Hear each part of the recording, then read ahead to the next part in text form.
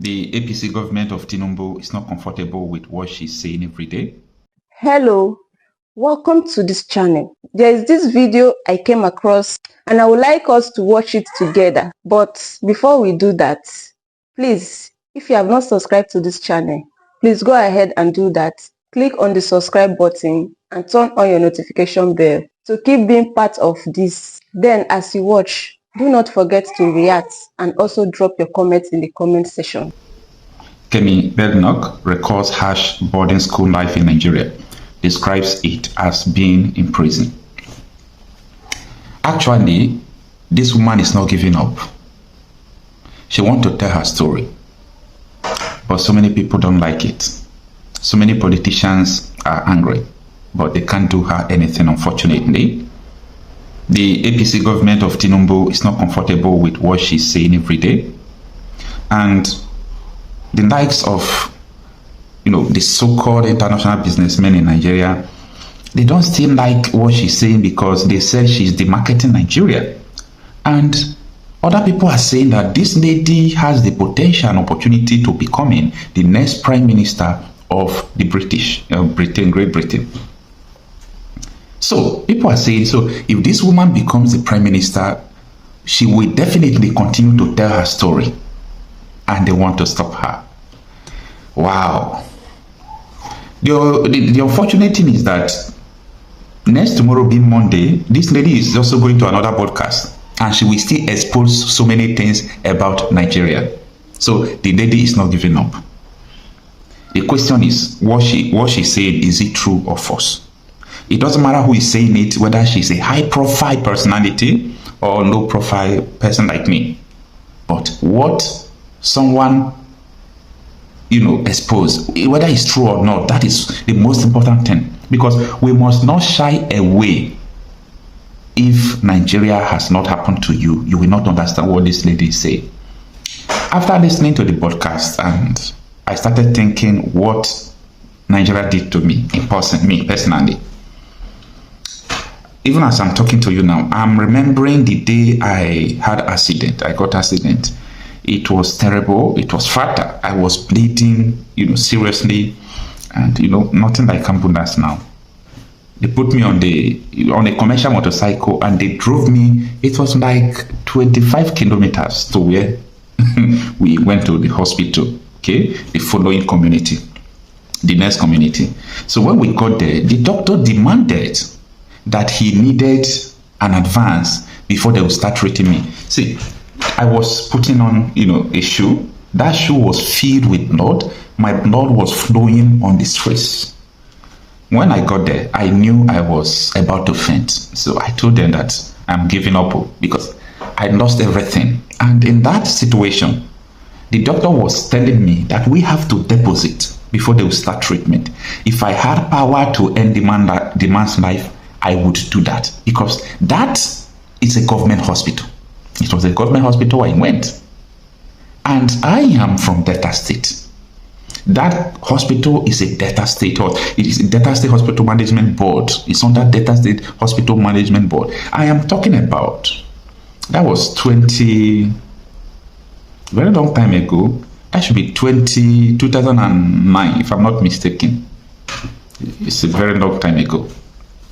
That my single experience, anytime I remember it, I shed tears, because I alone, nobody, no other person understands what I went through that day. I was giving up.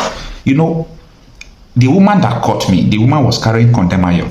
I was riding, I was on bike, then she was coming. Despite I gave her chance, she still, injured me, hit me with her condemn materials. And it was so terrible. I left my machine there and they rushed me to the hospital with another person's machine. Anytime I remember it, I don't feel comfortable. Now, another one is when I was in school, still Delta State institution. Because I was the one training myself. The first year I entered higher institution, after paying acceptance fee, doing all those things, I was unable to pay the school fees for the first year. And I was not allowed to write exam. That is normal, but it's not supposed to be. It's not supposed to be. And I was denied, and the year was like, it was a waste. I needed to start doing another thing to save money to come back the next year, and I started, the school the following year, paid my school fees again. That is not supposed to be. You know what it means to waste one full year, okay? Though I went to learn one or two things and I hustled. But if I begin to tell you my experience, a lot of them, it's not a good thing to share with you. It's not a good thing to share with you. See, Nigeria killed dreams. Some persons, Nigeria helped them, whether in a good way or in a corrupt way. Nigeria made them. But the people Nigeria killed, the people Nigeria suffered, the people Nigeria is dehumanizing, it's like times 1,000, times 1 million of the people, above the people Nigeria helped. It's unfortunate. Now, what this lady said, this is an article that just transcribed what she said on a podcast, so it's voluminous. But let's read the ones we'll be able to read, and I will explain. Let me put myself in the position of this lady. I will explain every bit that the lady is saying.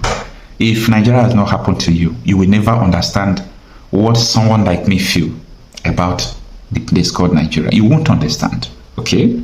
Now, it reads that Conservative Party leader and UK opposition leader Kemi Badenoch has opened up about her difficult experience growing up, including her time at a federal government girls' boarding school in Sagamu, Nigeria, which she likened to a prison.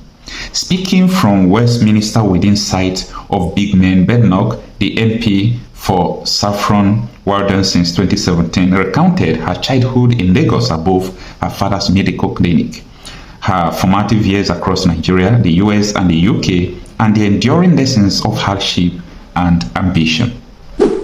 Badenoch shared candid memories from her childhood in Lagos and her experience as a student in the Nigerian federal education system.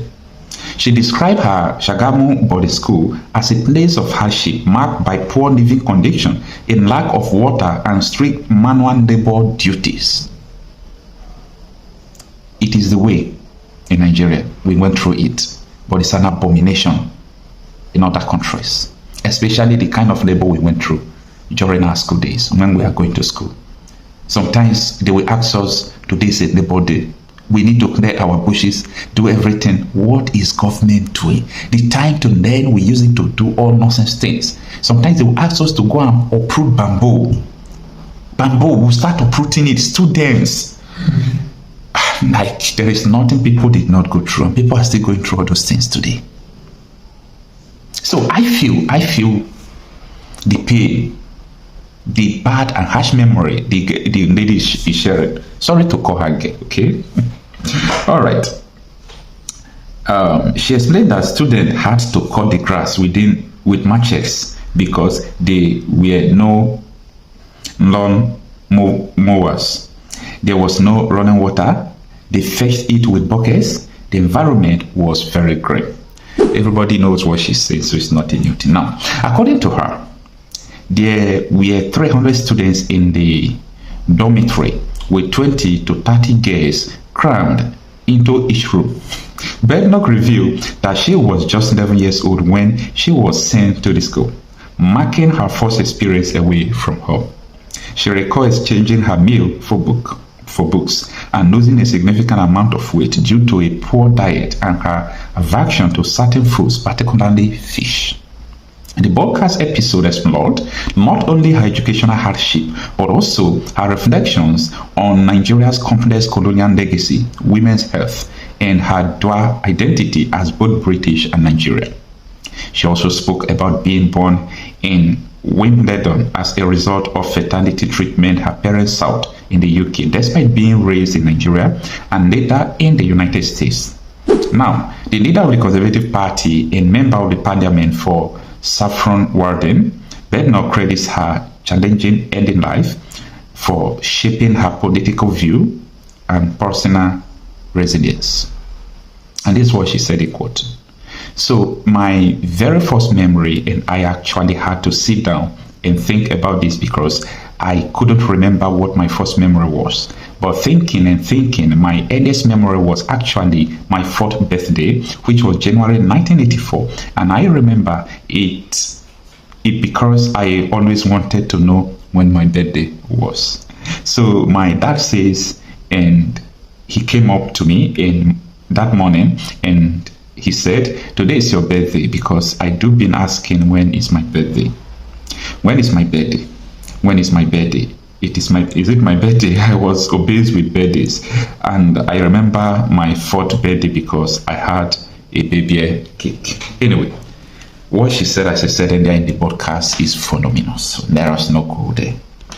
But the experience she shared is what we are talking about. See? It is something each and every one of us should think before we condemn her. A lot of people like to condemn this lady, but don't pray to go through what she went through. Don't pray to go through what she went through. Don't pray for your children to go through what she went through, because I know what she's talking about.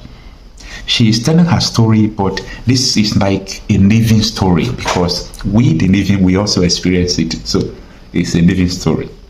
That is my side of the story, and I don't want people to condemn this lady for anything. Thank you for watching this video. Please leave your contribution in the comment section and also do well to subscribe.